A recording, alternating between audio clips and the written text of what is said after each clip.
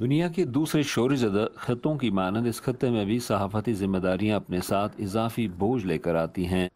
شاید یہ بھی ایک وجہ ہے کہ بھارت کے زیر نظام کشمیر میں پہلی مرتبہ خواتین فوٹو جرنلسٹس کو بھی خبروں، واقعات اور کہانیوں کی کوریج کرتے دیکھا جا سکتا ہے۔ ان میں ثنا ارشاد بھی شامل ہیں۔ کشمیر میں اتنا کچھ ہوتا ہے کہ it has a history of violence and when you think of it اور we are living it every day, so I mean here nothing is left untouched by the suffering. So Kashmir itself is in like an inspiration to me کہ میں اپنے لیے اور یہاں کے لوگوں کے لیے کچھ کر سکتی ہوں. And the best medium which I found was photographs. ریاست میں 1989 میں آزادی کے لیے مسلح تحریک کا آغاز ہوا۔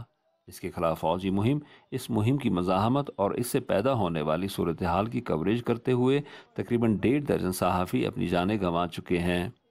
پرخطر صورتحال کے بیچ واقعات کی عکس بندی ایک خاتون پیشہ ور کے لیے مردوں کے مقابلے میں کس قدر مختلف ہے؟ جب میں باہر جاتی ہوں، شوٹ پہ جاتی ہوں، so I never go with the thing that کہ آئی ایم اے گرل اور this. When I go I am a professional. I go with mind کہ تب وہ چیزیں میرے لیے میٹر نہیں کرتی ہے، جینڈر میرے لیے میٹر نہیں کرتا ہے، میرے لیے میرا پروفیشن میٹر کرتا ہے. اور میں نے کبھی اپنے جینڈر کو I have never prioritized it over my profession. Sana Irshad ہی کی طرح مسرت زہرا بھی علاقے کے مخدوش حالات میں اپنی صحافتی ذمہ داریوں پر توجہ مرکوز رکھنے میں کامیاب دکھائی دیتی ہیں۔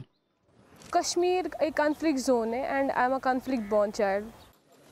ثنا اور مسرت دونوں کو نہ صرف اپنے ہم پیشہ مرد ساتھیوں کے شانہ بشانہ اپنا سفر کسی خوف ہراس کے بغیر جاری رکھے ہوئے دیکھا جا سکتا ہے، بلکہ وہ اپنے معاشرے کی کچھ تکلیف دہ حقیقتوں کا مقابلہ عزم اور حوصلے کے ساتھ کرنے میں بھی کامیاب ہو رہی ہیں۔